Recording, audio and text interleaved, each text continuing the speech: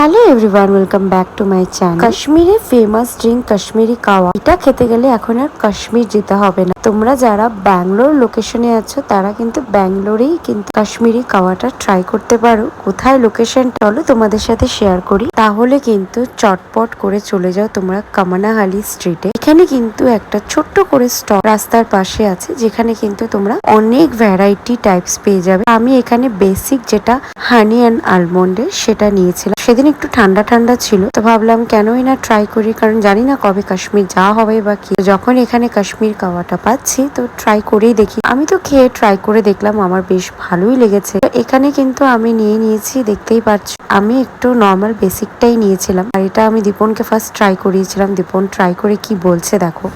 আর আমার চ্যানেলটি follow subscribe করে দিও চটপট করে। কেমন খেতে? চিনি যেটা ওটা ফ্লেভার পুরা আর এখানে ড্রাই ফ্রুটসও আছে। অন্যরকম টেস্ট। আরো এরকম ভিডিও দেখার জন্য আমার চ্যানেলটি লাইক, সাবস্ক্রাইব, পাশে থাকা বেল আইকনটি ফলো করে দিও।